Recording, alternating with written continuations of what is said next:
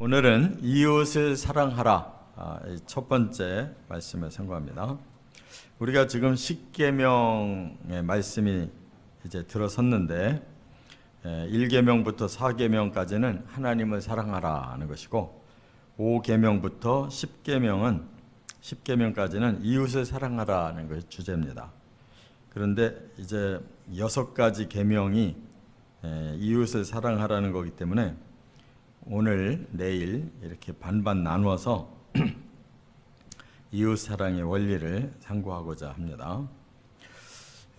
오늘 본문에 사랑이라는 단어는 없지만은 그 중심에는 이제 하나님을 사랑하고 사람을 사랑하는 것이 우리들에게 가장 중요하다 그 말입니다.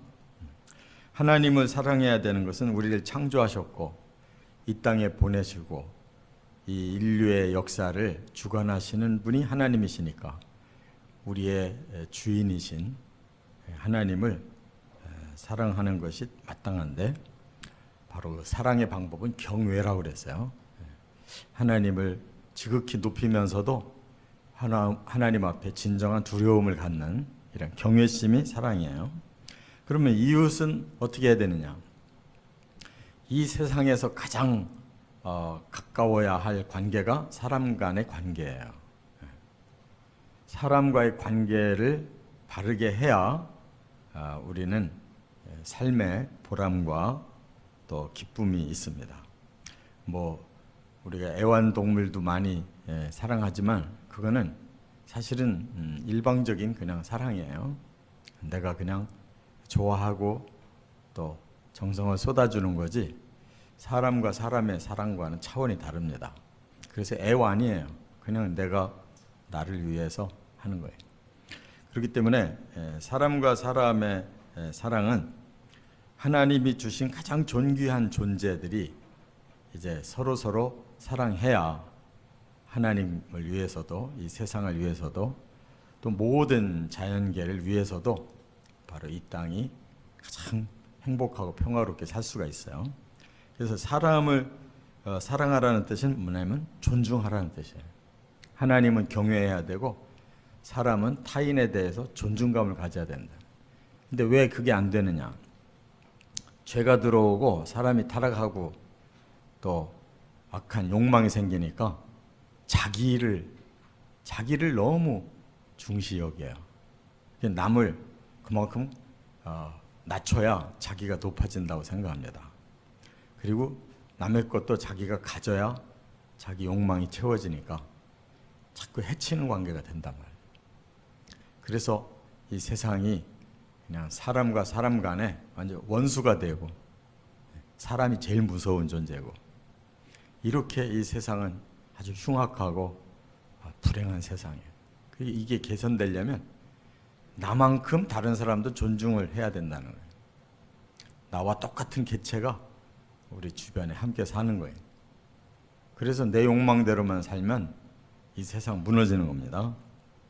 그래서 이제 이 세상에서 나 외의 타인도 똑같이 존중을 해야 서로가 서로를 존중하는 세상이 돼야 된다 그 말이에요. 그래서 이제 3가지를 상고합니다. 첫째는 이제 12절에 보면 5계명을 말씀했는데 부모의 권위를 존중하라 하는 것을 말씀하고 있어요. 내 부모를 공경하라. 그리하면 내 하나님 여호와가 내게 준 땅에서 내 생명의 길리라. 이웃 관계에서 제일 중요한 관계가 부모와 자식의 관계예요. 여기서부터 출발하는 거예요. 왜냐하면 부모가 우리를 생산해서 또 양육해서 이렇게 이 세상에서 가장 고마운 일을 해준 분들이에요. 그 이웃 관계에 가장 밀접한 관계가 부모부터 시작되는 거예요. 그런데 여기서 부모는 공경하라고 그랬어요. 공경이라는 말은 공손할 공자에 공경할 경자예요. 이거 굉장히 부모를 높여드리라는 거예요. 이 공경이라는 단어를 또 한 군데 써요. 바로 하나님께도 공경이라고 그랬어요. 그러면 왜 하나님께도 공경하고 부모에게도 공경하라고 했느냐? 바로 하나님이 부모에게 그 자식을 줬어요. 그렇다면 하나님과 부모는 우리가 이 땅에 태어나는데 아주 중대한 역할을 한 거예요. 하나님이 우리 한 사람을 창조하셔서 부모에게 대리자로 권한을 줬기 때문에 우리가 태어났잖아요. 부모 없이 태어나는 인간이 없잖아요. 그러니까 하나님 다음으로 부모가 중요하고, 그래서 둘 다 공경의 대상이다. 이것이 바로 인간의 가장 기본적인 질서예요. 여기서부터 시작되는데, 부모를 부모로 공경하지 않는 자는 기본적인 인간이 안 되는 거예요. 그래서 부모를 공경할 줄 알아야 하나님도 공경할 줄 아는 거예요. 이 원리가 부모를 믿지 않는데, 공경하지 않는데 하나님을 공경할 수가 없는 거예요. 왜냐하면 부모도 자기 휘하에 있어야지, 자기를 위해서 부모도 필요할 때만 부모지, 자기에게 별 이득이 없다 그러면 부모도 없다고 하는 그러한 타락한 인간성 가지고는 하나님을 도저히 만날 수 없어요. 그러니까 하나님 잘 믿으려면 부모를 잘 믿고 잘 공경하는 사람이 하나님도 잘 믿고 하나님도 공경하고 경외할 수가 있는 거예요. 이게 질서라는 거예요. 그래서 왜 부모를 공경해야 되느냐? 하나님의 대리자로서도 공경해야 되고, 우리를 위해서 가장 큰 혜택을 준 거예요. 부모 없이 우리가 생명을 가질 수가 없었고, 부모 없이 양육이 안 되잖아요. 그래서 조금 더 넓혀야 돼요. 부모의 개념은 그냥 생산만 했다고 부모가 안 해요. 그에게 선한 영향력을 끼쳐줘야 부모죠. 생산을 해놓고 내버렸다. 그는 생산자로서는 부모지만 그 이외에는 타인보다 더 나쁜 존재가 되잖아요. 그래서 어떻든 우리가 한 사람이 인격적으로 이제 이 땅에서 살아가기 위해서는 생산한 부모도 중요하지만 가르친 스승도 부모하고 중요하고, 또 우리가 누군가가 바로 우리를 그렇게 보듬어 주어서 이렇게 세상에서 질서 있게 살 수 있는 그런 지도력을 발휘하는 사람도 중요하고, 우리가 자기를 낳아준 자, 가르쳐준 자, 지도하는 자, 이 세 존재가 우리 부모의 역할을 하고 있는 거예요. 그래서 기본적으로 존중해야 되는 거예요. 지도자를 존중해야 돼요. 또 선생님을 존중해야 돼요. 낳아주신 부모를 존중해야 되는 거예요. 이게 기본 질서라는 거예요. 그러면 이것은 복을 받는 길이다 그랬어요. 하나님이 내게 준 땅에서 내 생명의 길이라 그랬는데, 이 생명은 그냥 단순히 목숨만을 말하는 게 아니고 하나님이 주신 그 영생체라고 하는 존귀한 생명력을 말하는 거예요. 여기가 길다라는 것은 하나님이 보장한다는 거예요.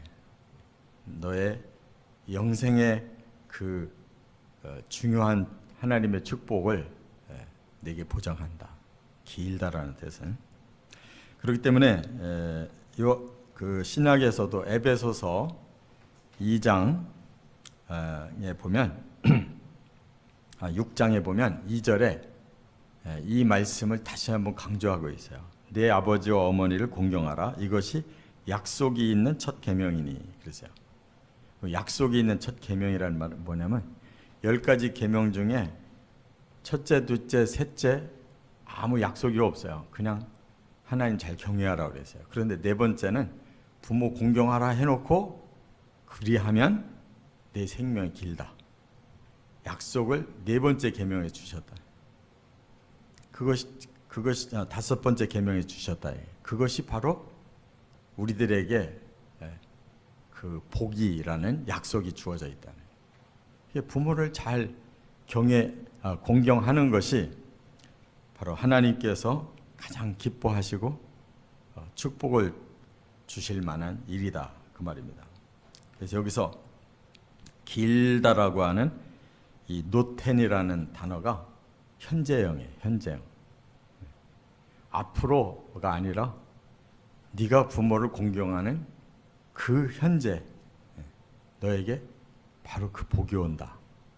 이렇게 말씀했어요.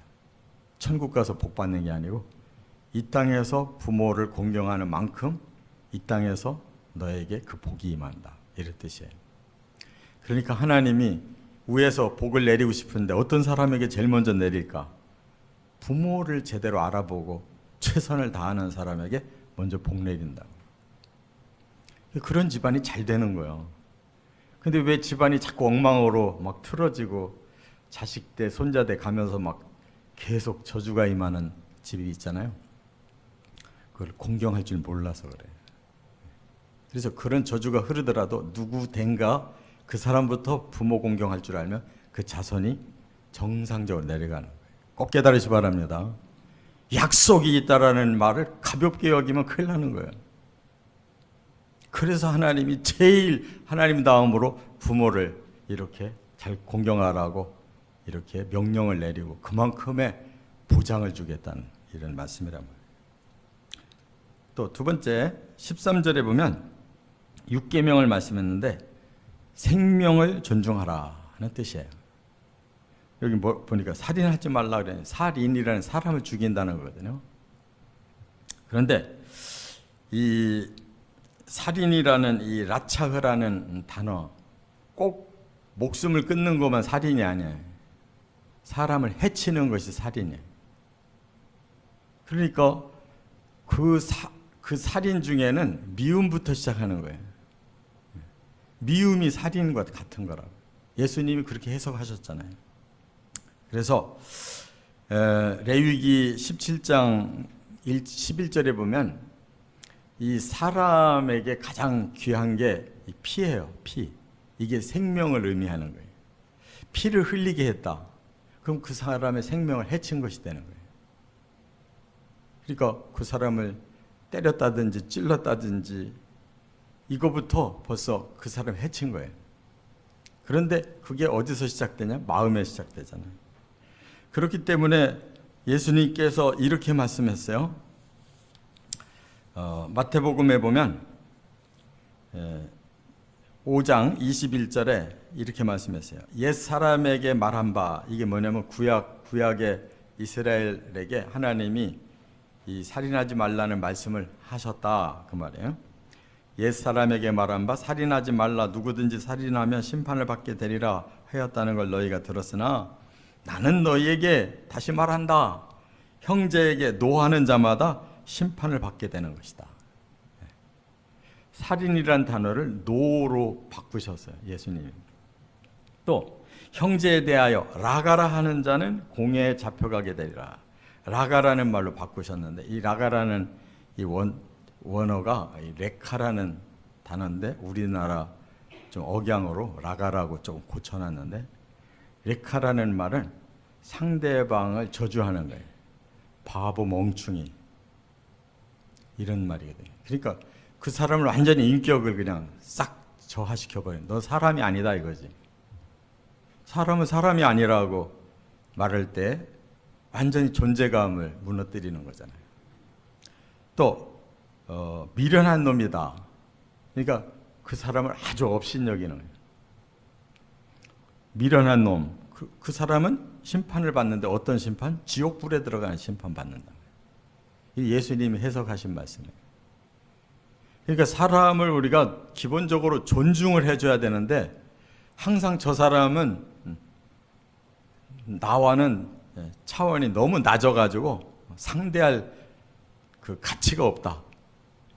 이렇게 깔아뭉개고 이렇게 미워하고 이런 것이 바로 살인의 시작이에요.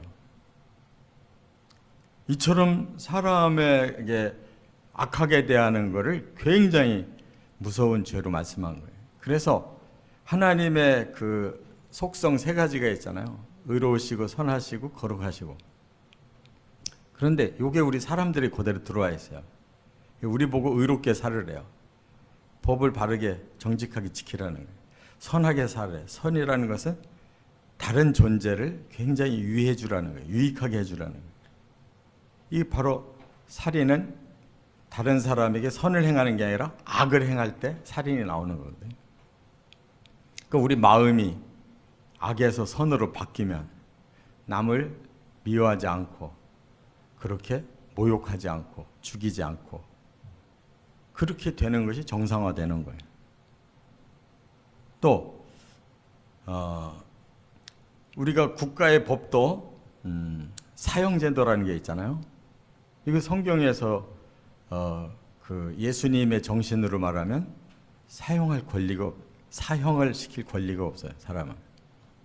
왜냐하면 하나님이 지으셔서 보내셨어요. 하나님이 걷어가셔야지 사람이 생명을 걷어버리는 것은 불합리한 거예요. 그리고 검사가 기소하고 재판관이 선고를 내릴 권한이 없어요. 왜냐하면 사람의 판단력도 100% 공의롭지 못하니까. 나중에 이 사람 많이 잡아가둔 검사나 재판장이 하나님 앞에서 심판받아야 되잖아요. 그럼 억울한 사람 많이 만들어놨다. 그거 얼마나 큰 범죄냐고. 그래서 지금 세상에 살인제도가 점점 없어지는 건 맞는 거예요.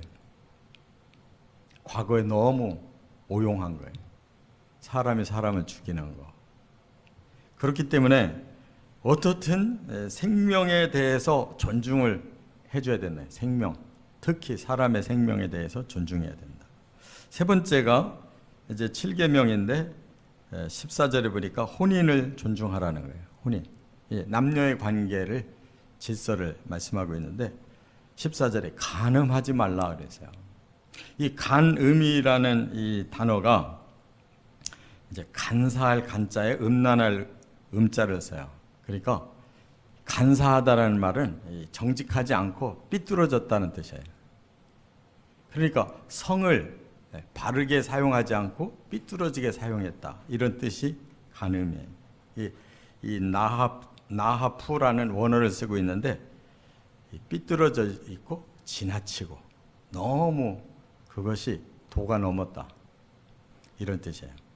그래서 이 성을 하나님은 질서 있게 사용하도록 주셨는데 이게 사람들이 죄성이 들어오고 악한 욕망이 끓으니까 많은 부분 성을 오버해가지고 간통을 저지르고 강간을 저지르고 성희롱을 저지르고 성추행을 저지르고 성폭행을 저지르고 이게 지금 세상이 갈수록 더 심해져가지고 이것이 아주 큰 사회 문제의 주제가 되고 있잖아요. 이것을 예수님은 굉장히 엄하게 경계하셨어요. 이것도 문제는 마음에서부터 시작되는 것이다. 살인도 마음에서부터 시작되는 것이고 이 성의 무질서도 마음에서부터 시작되는 것이다. 그래서 마태복음 5장 27절에 보면 여자를 보고 음욕을 품는 자도 이미 간음한 것이다 그랬어요. 그러니까 사람의 마음에 다 욕망이 생기는데 부부의 성욕하고 음욕하고는 다른 거예요. 부부의 성욕은 허락된 성욕이에요. 근데 부부 이외에 다른 이성에 대한 성욕이 일어나고 그것을 참아내지 못하면 그게 바로 성을 무질서하게 일으키는 그런 동기가 되는 거예요. 그렇기 때문에 이미 간음한 거다. 다시 말하면 사람의 마음에 이성에 대한 그런 성의 욕망이 생겼어요. 근데 이것이 마틴 루터 같으면 새가 우리 머리 위에 지나갈 수는 있지만 여기에 둥지를 틀게 하면 안 된다고 그렇게 표현을 했는데 우리의 마음의 욕망은 일어나는 거예요. 욕망 자체가 없는 사람은 죽은 거와 똑같은 거지. 살아있다면 욕망은 있는데 그것이 아내냐 타인이냐에 따라 그 욕망을 빨리 끝내야지 그것이 계속 진행되면 바로 범죄가 현장에 생기잖아요. 요것을 못 다스리는 거 그게 곧 간음이다. 그거예요. 이렇게 예수님은 사랑이 아닌 욕망에 빠지는 것을 큰 범죄로 말씀한 거예요. 사랑과 욕망은 많이 다른 거예요. 그래서 절제가 너무 필요하다는 거예요. 아예 욕망 자체가 안 생기면 좋겠는데 살아있는 이 자연적인 이러한 육체는 욕망이 있기 때문에 그것을 잘 절제하고 하나님이 주신 그 질서 안에서 성을 존중해 줘야 된다. 이렇게 말씀했어요. 그렇기 때문에 혼인을 예수님은 하나님이 정해주신 사람이라고 그랬어요. 그게 꼭 저 사람이 이 세상에서 나하고 100% 맞고 그 이외의 사람은 다 빵프로다, 그런 뜻이 아니에요.